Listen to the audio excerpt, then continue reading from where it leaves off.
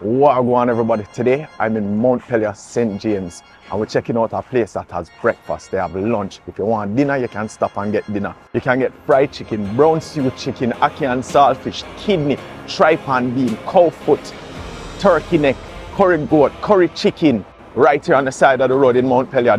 This is Copper Pot.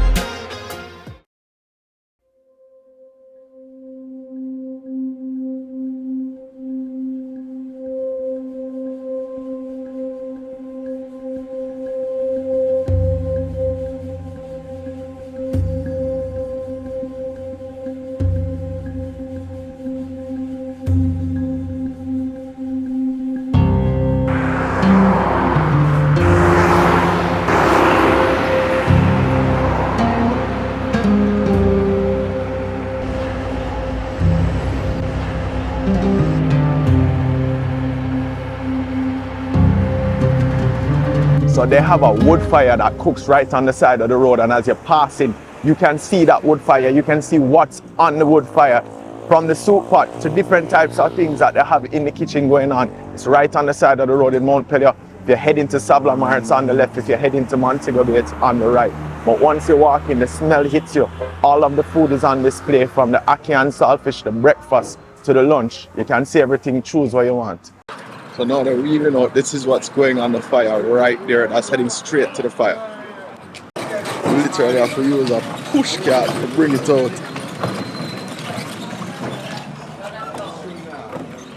Up another dance.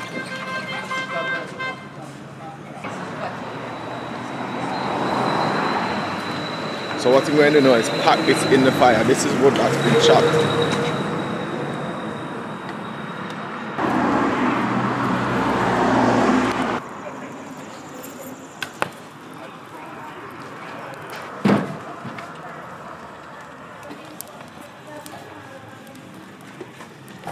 So once you pack that logwood onto the fire, and you see he's just put it in there. Not all of it goes into the fire, similar to what we did at Arawak, where they leave a little out so just the top burn, and they can push more in there to make more heat as they want. So that's a way of really controlling the fire, controlling the heat that you're putting under the pots, by being able to slide the logwood out and then slide it back in to bring up and down the temperature that they're using to control the pots in how they're cooking.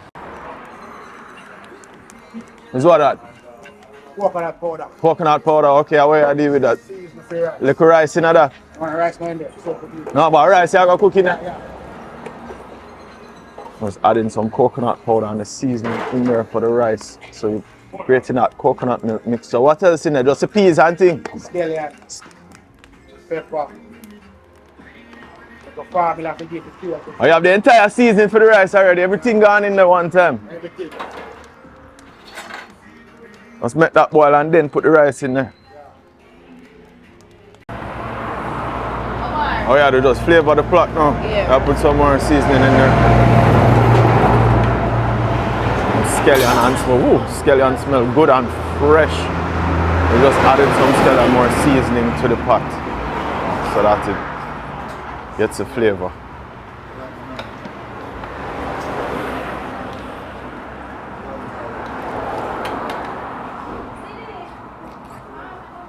Yeah, man, I have to taste to make sure it's a pot right. Anything for it? I do some crayfish in there. Yeah, crayfish.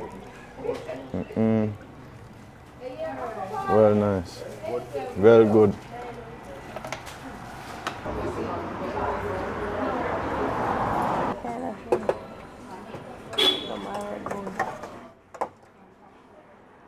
This family-owned and operated business is rocking on all cylinders. While they're serving out breakfast, lunch is being prepared, and there's also a catering going on.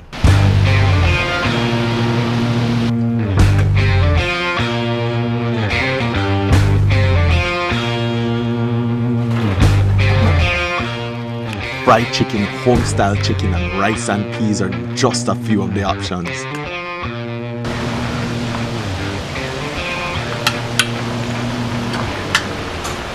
They're also cranking out Stamp and Go, a fried fish fritter that dates back to the 1800s. Made with scallion, onions, and Scotch bonnet pepper, it's prepared in a batter, almost the consistency of pancakes. Combine all of that up, whip it up, throw it in the frying pan, and you have something supremely scrumptious and one of the oldest fast foods in Jamaica. Stamp and Go is generally served with tangy sauces that usually have some acidity to it, such as escovitch. The recipe dates back to English sailors. While they were traveling, they had saltfish. They wanted something quick to eat, they would stamp their feet and get something to go.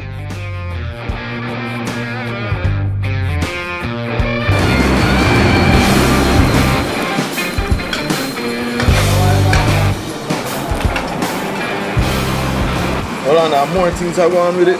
Crayfish, I know? Yeah. How do I do with it? Pepper crayfish, though? And then fresh. How am I doing it?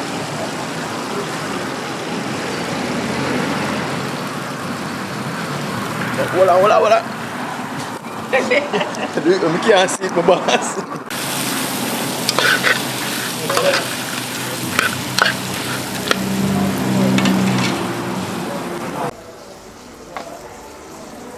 Yeah, man. So the rice have come together right now.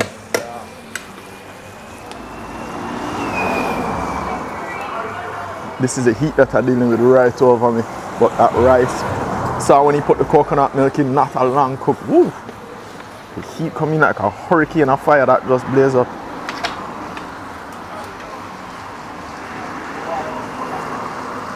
Nice.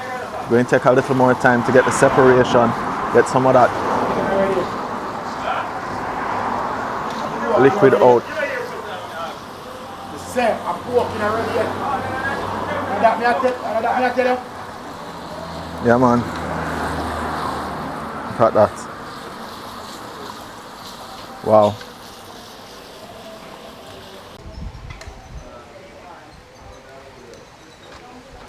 So literally just churning the rice and peas, making sure that it mixes, the pot doesn't burn, and that all of the flavors, the seasonings mixed up in there come out and ignite. But it's hard work on the wood fire on the side of the road right here. Just perting it out and making sure that all the flavors unite, the pots and the smells come out. You get that nice rice and peas flavor to go with any type of meat or maybe just vegetables that you're having with it. So the amount of things going on in this kitchen is just unrealistic. It's really mind-blowing. They're having just a whole set of menu that they've done for breakfast, and now they're doing a whole new lunch menu that include stewed pork, pepper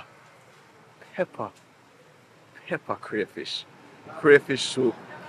I hear that they're going to have also some curry goat as well that's going to be there. A whole heap of other things. They're going to do some chicken and grill some chicken as well. An extensive menu that's cooked throughout the day from morning till afternoon.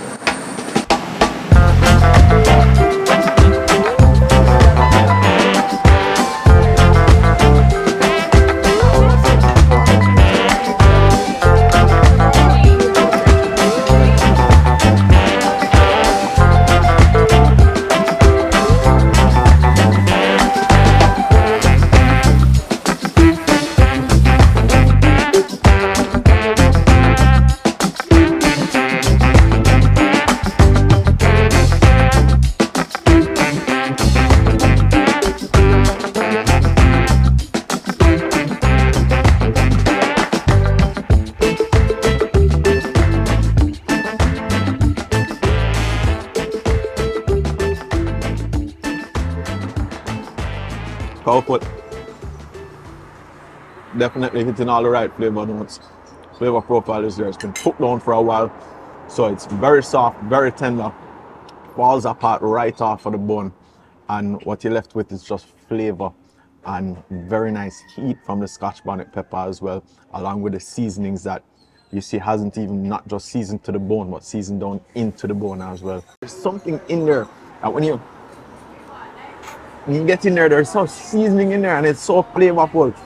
There's a hint of pepper and gelatin of it. I mean, this is something that they say when you have sports injuries like me, you have an knee injury, anything with cartilage, this is supposed to be good for it. Collagen, gelatin, but so flavorful, very sticky substance.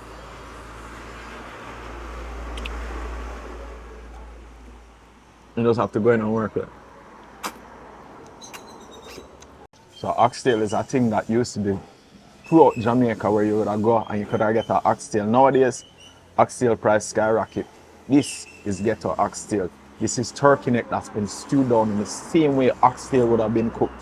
So this is what I used to eat when I went to school there. When we go to school, I think it was like $40 for a box of turkey neck. But this cooked down, stewed down, right down until it falls almost off of the bone. You can chew up the bone. All of that is how I used to remember having turkey neck.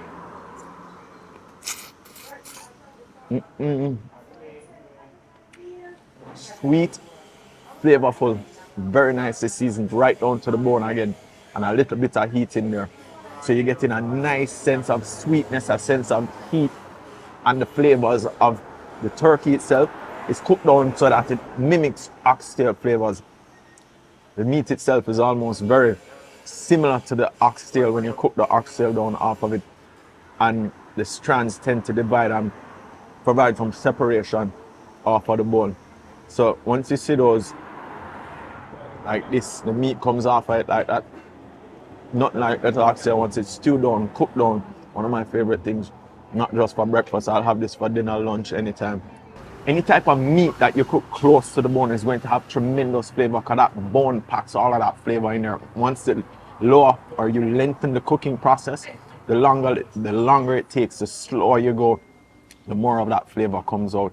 And that's what happens with turkey neck, which is why we now use it as ghetto oxtail. Oxtail prices have skyrocketed ever since Jamaican oxtail has went worldwide. And the price of it, most Jamaicans cannot afford oxtail anymore. So we have to have a substitute to try to even enjoy the type of cooking that we use. So instead of oxtail itself, we use turkey neck as a substitute for the oxtail. Cook it in the same process. It's the same cooking process as cooking oxtail, flavorful, put it down. What you might not get in there is the beans that you would get with oxtail, but you're still going to get a stew, still going to get little carrots and stuff. And people do it differently throughout Jamaica. Some people prefer the stew, some people prefer curry turkey neck. Whichever one you want, you're getting the same flavors. But when we say ghetto oxtail, it's the mixture of the stew, not the curry. We don't curry the oxtail, we stew it. And we don't just stew turkey neck, we curry it as well. So either or, 1A, 1B, however you prefer it. It's a cheap cut of meat that helps to stretch the palate, helps to stretch the food, and helps to connect us still with stuff that we can no longer afford.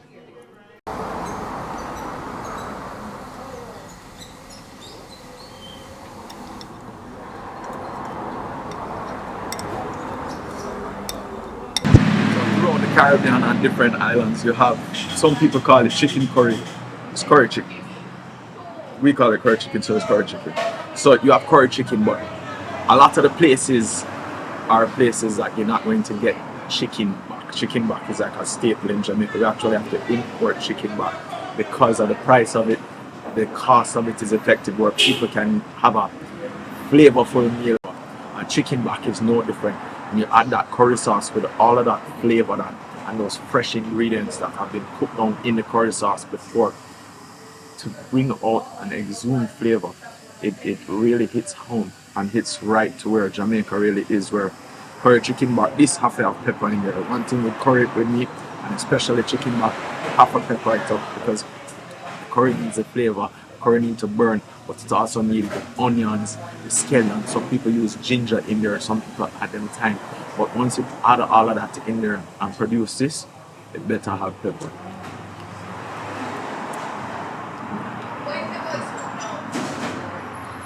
Strong curry flavor.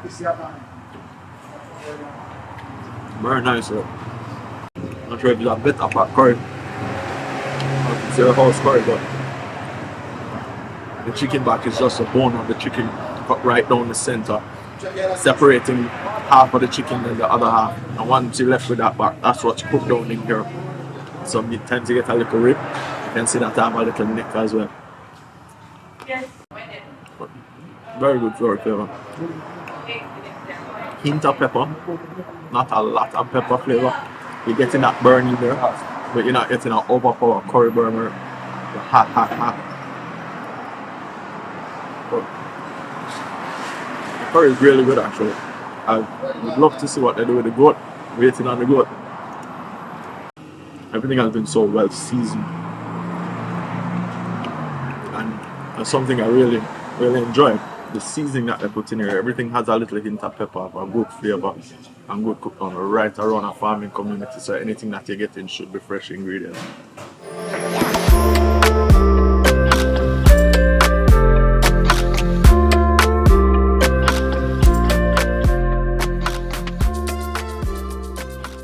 White rice, square water fried rice.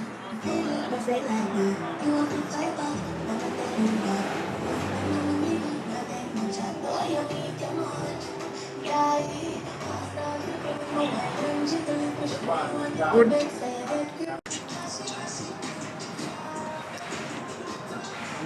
Anything special in it? Crayfish, that's a special in there.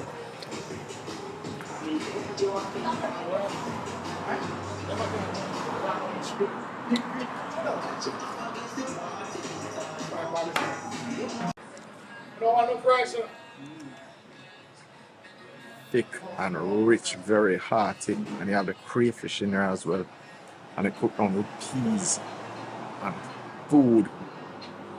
Look at that. It just has the right flavor, the right base, right amount of pepper, right amount of seasoning. It's just been cooked on so it's thick, hearty, just giving off an amazing flavor of the crayfish. You get into this now. This is what needs crayfish soup. For crayfish.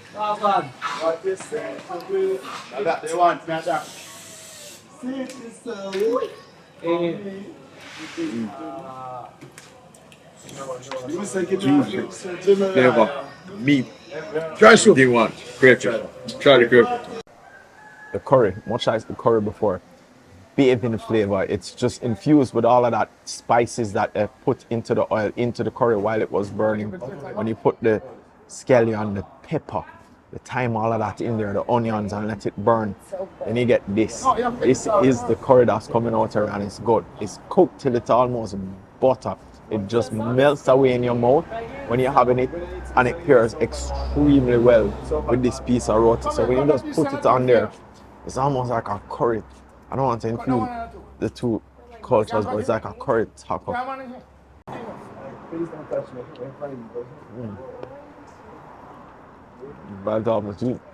The roti is doughy. It's not fluffy. It's very flat, and it sops up the gravy really nice. So you can just use it and milk up the gravy like it's what it's meant to be. Wow. The spice level on the goat is excellent. Everything coming together on the goat, all the spices took a while to cook, which is why it has this, but I mean, you put it in together and create that pocket of flavor within that roti, that pocket of flavor of goat and curry goat gravy mixed into the roti. Can't ask me better than that. And you wrap it up and just encase it with that, with the goat meat, the sauce of the curry goat, and it just infuses into that roti.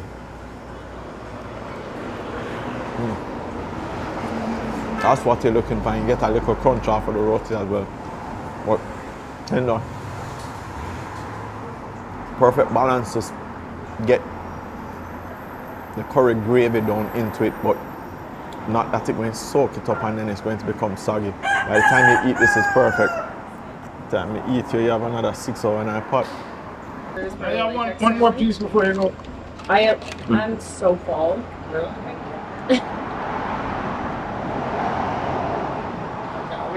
Stew pork has pepper and holy pot seasoning and flavor.